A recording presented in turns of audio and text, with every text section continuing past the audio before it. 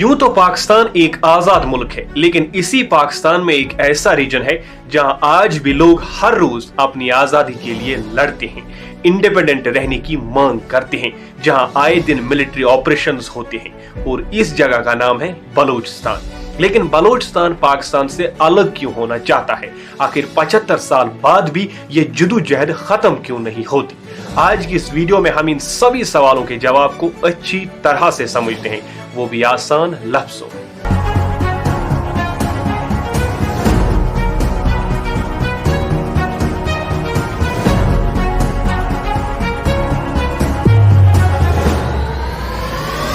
Nineteen 47 जब British India दो हिस्सों में बंट गया था, यानी इंडिया और पाकिस्तान, तब बलूचिस्तान एक आजाद प्रिंसली स्टेट था। और तब बलूचिस्तान का नाम बलूचिस्तान नहीं बल्कि कलत स्टेट था। और तब कलत स्टेट का रूलर था खान ऑफ कलत मीर अहमद यार खान, जिसने पाकिस्तान से ज्वाइन करने से साफ तौर पर इनकार कर दिया। उन्होंने कहा कि हमारा पाकिस्तान के साथ कोई भी लीगल ओब्लिगेशन नहीं है और ना ही हम पाकिस्तान के साथ जुड़ना चाहते हैं।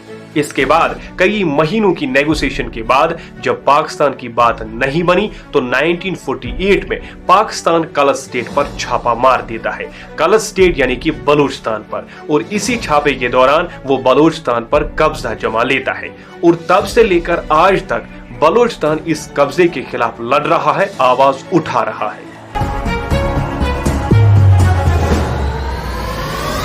1948 में कलत स्टेट यानी कि बलूचिस्तान के रूलर के भाई प्रिंस अब्दुल करीम ने पाकिस्तान के खिलाफ पहला आर्मड रिवोल्ट स्टार्ट किया। इसके जवाब में पाकिस्तान ने अपनी आर्मी को बलूचिस्तान में भेजकर इनके इस मोमेंट को हमेशा के लिए दबा दिया। वो इन मोमेंट को दबाने में कामयाब तो हो गए, लेकिन इस मोमेंट ने आजादी के लिए लड़ने का बीज बलूचिस्तान के लोगों में पैदा कर दिया था और अब वो जोरों शोरों से आवाज उठा रहे थे। लेकिन 1958 में पाकिस्तानी आर्मी ने बलूचिस्तान के कई बड़े बड़े लीडर्स को अरेस्ट किया। इसके जवाब में बलूची ट्राइब्स ने जोरों शोरों से आवाज उठाई। जब 1973 में जुल्फकार अली भुट्टो पावर में आए तो उन्होंने बलूचिस्तान की गवर्नमेंट को पूरी तरह से डिसमिस कर दिया और बलूचिस्तान में मार्शल लॉ लगा दिया। इस मार्शल लॉ से पाकिस्तानी हिस्ट्री का सबसे बड़ा इंटरनल वॉर शुरू हो गया। इसके बाद बलूची मिलिटेंट्स ने आए दिन पाकिस्तानी आर्मी पर हमला करना शुरू किया और ये सिलसिला कई सालों तक चला। थोड़ी बहुत शांति 1990 में देखने को मिली, लेकिन ये भी ज्यादा देर चली नहीं, बस कुछ सालों तक ही चली। और जब 2000 में परवेज मुशर्रफ पावर में आए तो उन्होंने गवाडियर पोर्ट का प्रोजेक्ट स्टार्ट किया और बलूचिस्तान के नेचुरल रिसोर्स पर कब्जा जमाना शुरू किया। इसके जवाब में बलोची लीडर्स ने खूब आवाज उठाई और जिसके चलते 2006 में बलूचिस्तान के सबसे बड़े लीडर अकबर बुख्ती को मारा गया। इसके बाद फिर वही सब शुरू हुआ जो आज तक खत्म होने का नाम नहीं ले रहा।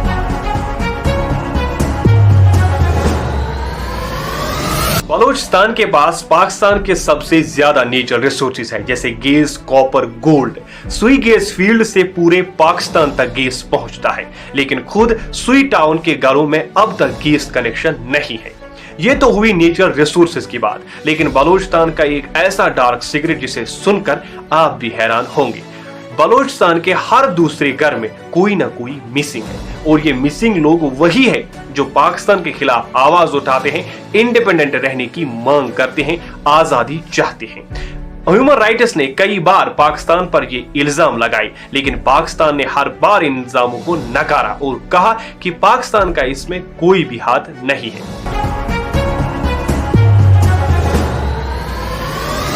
ये तो चल ही रहा था कि पाकिस्तान ने चाइना के साथ CPEC प्रोजेक्ट स्टार्ट किया, जिस प्रोजेक्ट ने इस कॉन्फ्लिक्ट को और ज्यादा बढ़ावा दिया। CPEC यानी कि China Pakistan economic corridor. Gwadar port जो इस CPEC का बेस है वो इसी बलूचिस्तान में है, लेकिन बलूचिस्तान के लोगों का कहना है कि यह है तो हमारे यहाँ, लेकिन यह हमारे लिए नहीं बल्कि चाइना और पंजाब के लिए है। इसके बाद बलूची मिलिटेंट्स ने कई बार इस बेस पर और पाकिस्तानी आर्मी पर हमला करना शुरू कर दिया और नतीजा ये रहा कि पाकिस्तान ने और ज्यादा आर्मी को बलूचिस्तान में बुलाया और वो बलूचिस्तान में और ज्यादा कंट्रोल करने में कामयाब हो गई। और आज बलूचिस्तान पाकिस्तान के लिए एक इंटरनल वॉर जोन बन गया है, जिसका खामियाजा कहीं ना कहीं पाकिस्तान की इकोनॉमी को भी भुगतना पड़ रहा है। कहने को तो पाकिस्तान का कहना है कि इस प्रोजेक्ट से बलूचिस्तान में डेवलपमेंट होगी, लेकिन असल में इस प्रोजेक्ट का मकसद क्या है? पाकिस्तान का कहना है कि ये प्रोजेक्ट बलूचिस्तान और पाकिस्तान के लिए गेम चेंजर है, लेकिन इस प्रोजेक्ट ने बलूचिस्तान का गेम ही खत्म कर दिया है। इस प्रोजेक्ट का कहना है कि बलूचिस्तान में डेवलपमेंट होगी। डेवलपमेंट तो हो रही है, लेकिन फायदा किसे मिल रहा है? चाइनीज कंपनीज को और पाकिस्तानी आर्मी को। जिनकी जमीन पर यह प्रोजेक्ट है उनके पास ना ही पानी है और ना ही बिजली। नतीजा क्या हुआ? नए नए बलोची मिलिटेंट ग्रुप्स उभर रहे हैं जो आर्मी के एक्सप्लॉयटेशन को अच्छी तरह से समझते हैं, और नतीजा ये रहा कि वो आए दिन आर्मी कॉन्वॉयज पर हमले करते हैं, चाइनीज इंजीनियर्स पर हमले करते हैं। लेकिन सबसे बड़ी शॉकिंग बात यह है कि इतना सब होने के बावजूद भी पाकिस्तान ऐसे रिएक्ट करता है कि जैसे कुछ हुआ ही नहीं। सोचो, इतने सालों से ये जंग चली आ रही है, लेकिन दुनिया फिर भी चुप है।